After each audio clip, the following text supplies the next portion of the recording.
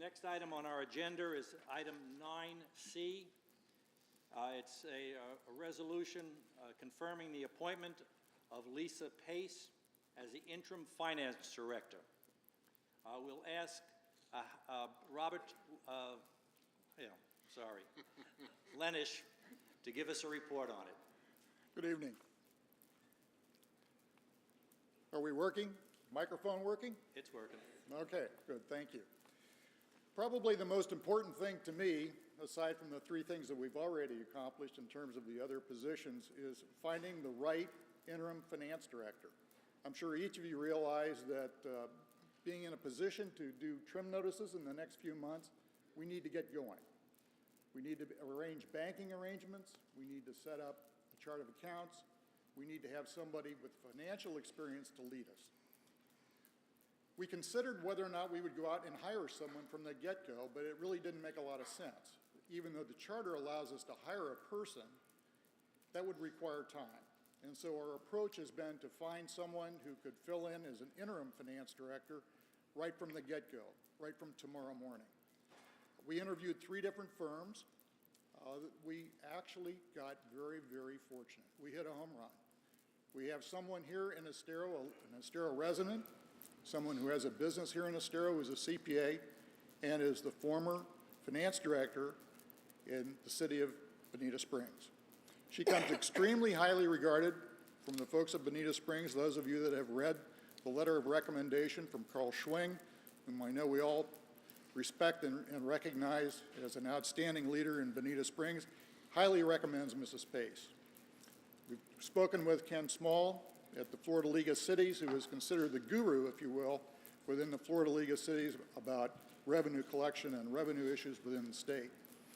He endorses her selection as well. He says that she is certainly very capable of the position. In the last several weeks, I've had an opportunity to work with her on a number of occasions, and I've been very, very favorably impressed. She's willing to go to work tomorrow morning. She has an engagement letter ready for signature. She proposes that she would bill the council on a short-term contractual basis, on an hourly basis, for an amount up to $6,000 per month. I recommend that we engage the firm of APA and Mrs. Pace in particular to be the interim finance director. Mrs. Pace is here if you have any questions for her. Thank you, Bob. Does anybody have any questions of Bob or of Lisa? Seeing no questions, I'd entertain a motion approving a resolution to confirm the appointment of Ms. Lisa Pace as the interim finance director. Do I have a motion? So moved. Yes? I make the motion that we appoint Lisa Pace as our interim finance director for the Village of Estero. Motion made by Jim Bosch, seconded by I second it. Katie Harrington. All those in favor of it, please. Mr. Chairman, Mr. Mayor, it would be appropriate to ask if there's any I'm public sorry. comment on these I'm items. sorry. Is there any public comment? We have no cards on it, but is there any comment from the public on that issue? Seeing none, I would ask all those in favor, please say aye. There was a woman that wanted to talk. There was somebody? I'm sorry. Please come up. Didn't see you.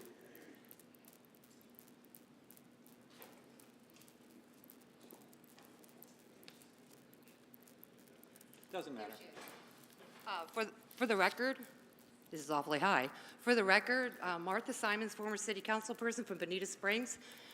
I cannot say enough how fortunate you are to have Mrs. Pace as your finance director. You have a #1 star employee, and she's going to save you lots of money.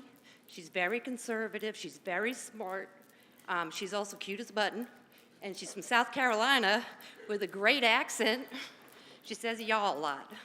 But you're gonna not find a finer person to work with for finance than Ms. Pace, and I'm jealous.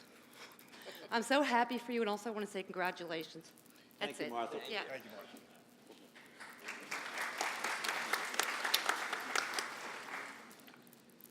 All those in favor of the motion, signify by saying aye. Aye. Those opposed? Motion passes unanimously. Thank you.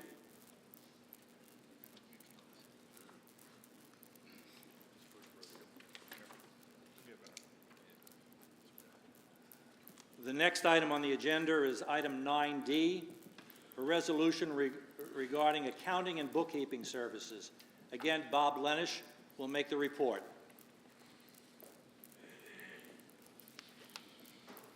Hello again.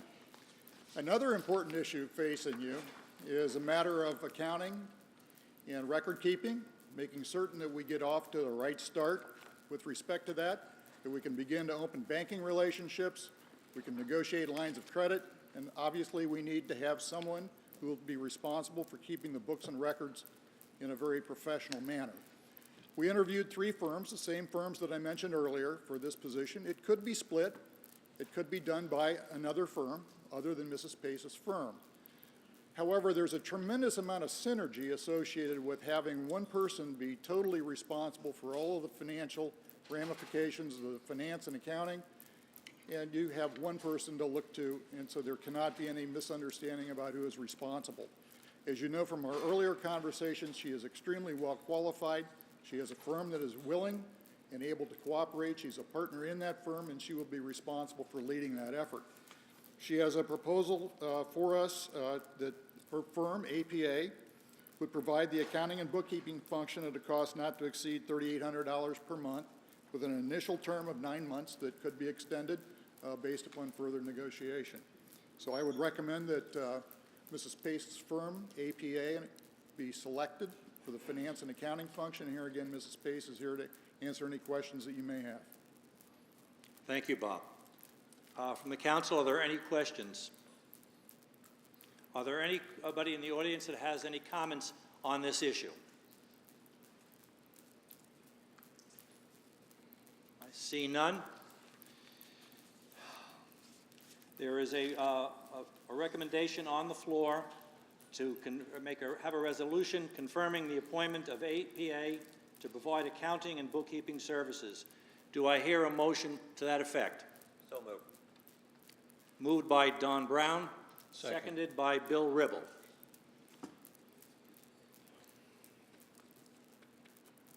I ask if those in favor of the resolution, please signify by saying aye. Aye. Those opposed? It passes unanimously. Thank you very much. The next item on our agenda is item 9E regarding banking services. Again, Mr. Lenish. Bob has been a very busy person. This is my last opportunity for the evening. This is a little bit more difficult. We started out with an objective of selecting a bank that had a presence in Estero that was a national bank. We identified 7 such banks. Excuse me, Bob. Yes. I'm sorry. One thing I should have mentioned, we're going to take up 9E and 9F, which are banking services and a line of credit. We're going to have a discussion on both of them simultaneously because they are intertwined, but we will vote on them individually. Thank you very much. I'm sorry. Thank you, for the Mr. Mayor. I interruption. forgot to mention that. Well, essentially, we started out with 7 banks, pardon me, as I said. We sent out RFPs with the help of Gray Robinson. We sent those to the 7 national banks with a presence in Estero. We received 3 responses. One firm chose not to respond. The other indicated that they would be unwilling to respond, primarily because we just didn't have a credit record. The others we did not hear from. So we are evaluating then 3 different banks. So there's 2 aspects to this. One is the accounting, if you will, but primarily the banking aspects of establishing the right bank accounts with the right bank. So you can look at interest income, you can look at fees and that sort of thing. But the main thing that we noticed right out from the get-go was that one of the finest banks in Estero, FineMark, did not have any municipal clients. And frankly, we have a great respect for FineMark Bank and their leadership and the people that we deal with at FineMark. But because of the fact that they don't have that bevy, if you will, of municipal clients, we decided it would be best to stick with a a bank that did have experience in that area. In the case of Fifth Third and SunTrust, they responded with very adequate proposals. And in evaluating those two firms, if you look at the various income items, the cost items, you find that it favors SunTrust in the area of interest income. It favors SunTrust in the area of fees and expenses. And in fact, SunTrust has agreed to waive fees for the first 6 months. So if you were going to make a decision based upon just income and expense for the bank, on the banking side, you would probably select SunTrust. But there's more to it than that, because if you're entering into a line of credit, it needs to be with the same bank that you are having your banking services with. So we prepared a term sheet which compared the two banks, and I've asked Mr. Saunders to distribute that term sheet comparison to you. I'll give you a moment to take a look at that.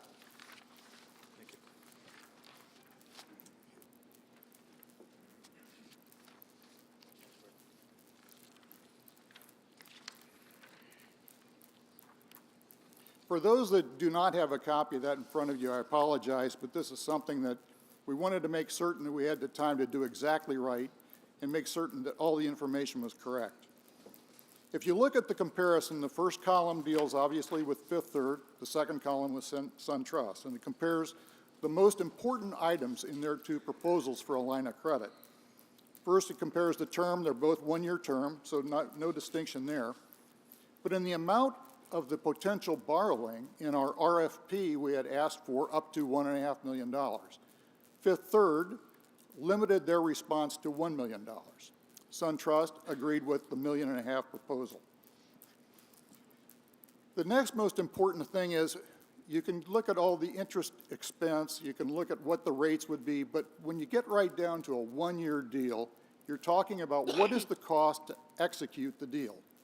And so you look at the interest expense that you would pay for the year if it were fully drawn, and you look at the bank cost to establish the arrangement in the first case. When you add all that up, in the case of SunTrust, you can see that the costs and expenses to initiate the transaction are significantly less than that of Fifth Third. So here again, you are leaning now towards selecting SunTrust over Fifth Third. Finally, if you look at what is the cost if we do not draw down on the revolver, well, if you look at those costs, you'll see as highlighted that it is still less expensive to do a deal with SunTrust than it would be with Fifth Third. This is taking nothing away from Fifth Third. They are an outstanding national bank. They have a great presence here, and they're from Cincinnati, where I am too. So I had a little bit of a bias, but unfortunately the figures are what they are. So in my position, as I look at this from the banking side, it is a better deal with SunTrust. When I look at this from the line of credit side, not only can you have $1 million, but you can have $1.5 million, and based upon the way they have priced the arrangement, there's no additional fee associated with having the higher $1.5 million capability.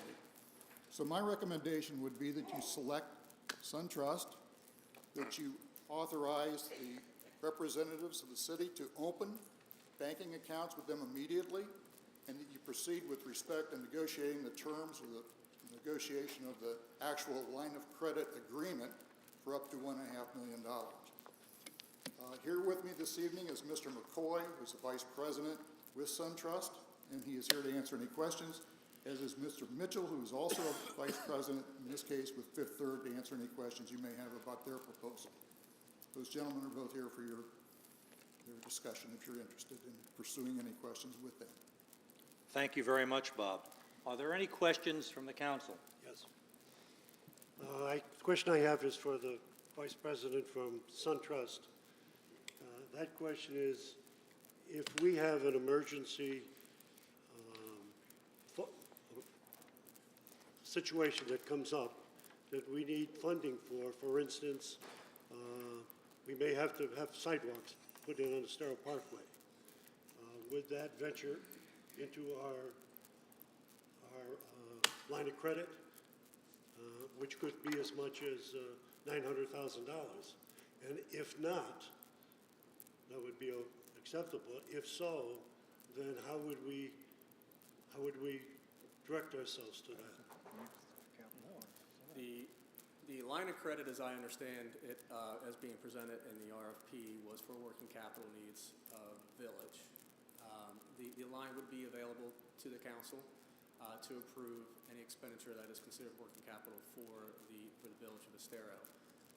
That would be a discussion, that would be a recommendation, I would imagine, from both the village manager as well as the finance director. So I'm not really hearing it. If you could speak a little louder so we can understand it. I said that would be a recommendation from the administration. If it was a working capital need of the council, the funds would be made available if that was the desire of the village to draw on the funds for working capital needs for infrastructure or sidewalks in this scenario.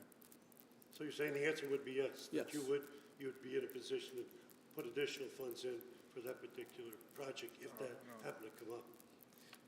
Mr. Mayor, I want to make a point of order. I don't think we're using these funds for that purpose. It's operating funds to help us pay our salaries and benefit plans for our employees until we can have our taxes build up to us starting hopefully in May or June.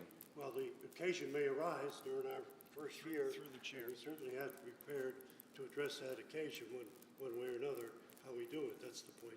I just want to make it clear. I think what you're saying is that the $1.5 million would be available for what the council decides to use. Right. It's not additional monies. That is correct. Okay. One of the things, just for the audience sake, the council or the village does not expect to be needing money on an ongoing basis. However, at the beginning, where we have no money coming in until ad valorem start coming in and state revenue sharing, there will be a time that we are going to need some money just to cover whatever payrolls we have and whatever expenses we have at the beginning. So that was the initial purpose of this, but it would be available for any other purposes that might be passed by the council. That is correct. I thank you. Are there any other questions? Yes. I have a question and a comment. I'd like to disclose that I have a personal banking relationship with one of the two banks, Fifth Third, and that since they also act as an investment advisor for my retirement funds, however small they may be, I need to disclose that before I take a vote on this and have council determine whether or not that's a conflict of interest which would excuse me or require me to be excused from voting. Mr. Mayor and council members, I understand your relationship with the bank. That would not constitute a conflict of interest that would prohibit you from voting on this matter. Then my question is to either of the bankers, but you're the bank from SunTrust. This is a 12-month facility, so therefore it would have to be repaid entirely at the end of the first 12 months. Am I correct? That is correct. So then it would be very difficult to use the facility for a long-term repayment for something like a capital expense were we to build sidewalks or whatever else we might want to do with the money. Am I correct? You would be, Mr. Mayor, you would be prohibited from pledging ad valorem revenues for this line of credit for any period in excess of 12 months. 12 months, okay. That's my question. Mr. Saunders, would you, for my own personal understanding, do we have to identify if we have banking relationships with SunTrust? No, sir. I think that would be very excessive. Many of us have 401ks with mutual funds and things of that nature, and so you would not have to disclose that, and certainly do not have to disclose where you do your banking. So no. So we don't have to no, that would not disclose be. the enormous amount of interest that the banks are paying us on our money. Now, if you have a large percentage of their stock in your portfolio, then we'd have to talk about it. But no, sir. I thank you. Are there any questions from the audience?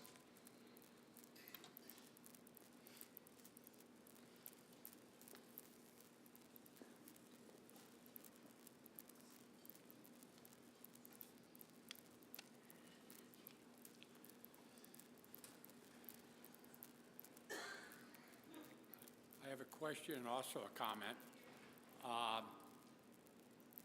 Was Fifth Third Bank a late arrival to this process in terms of sitting down with the fees?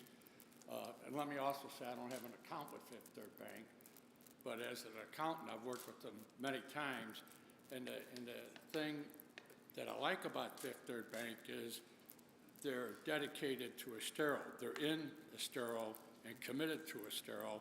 I think that should be some consideration if we're going to try and build the business community that we want to build here, that we look and see if we can't do as much business with local people who have employees living and working in Estero. And then I'd like to know that question. I think Fifth Third Bank was probably a little late in coming after. Did they come the same time? They had the same amount of time to do that? Okay, thank you. Bob, you want to just comment on that? Well, we had sent out the RFP to the 7 banks, as I mentioned, and when we got down to the really close evaluation, we went back for further questions to the 3 banks in particular. So all the banks had an opportunity to participate in the process with respect to costs, fees, expenses, income, and that sort of thing. I would also point out that all 3 of these banks have a major location here in Estero and are all committed to the Estero market. So we felt that it was important that they be Estero residents, that they have a presence here. The other thing that I neglected to mention earlier was the fact that all 3 of these banks are are called qualified public depositories. And essentially, there is a requirement in the state of Florida that if there is public money to be deposited, it needs to be deposited in one of these 150 banks. And the so what of all that is that essentially there are much more stringent capital requirements placed up against those banks which have public monies. And in addition, all of those 150 banks essentially self-insure one another against loss. So you can put, if you will, all your eggs in one basket and not be concerned about FDIC limits and that sort of insurance, because essentially your money is being invested and held for you risk-free. And that's another point I apologize I didn't mention earlier, and one of the important points in selecting one of these 3 banks. Thank you very much. There's a recommendation, we're going to take item 9E first, a recommendation on the floor that we designate SunTrust as the depository for receipt of funds and payment of debts for the village of Estero. Do I have a motion to that effect, please? So moved. Motion is made by Mr. Ribble, seconded by? Second. By Mr. Brown. All those in favor, please signify by saying aye. Aye. All those opposed? It is unanimous, and I thank you very much.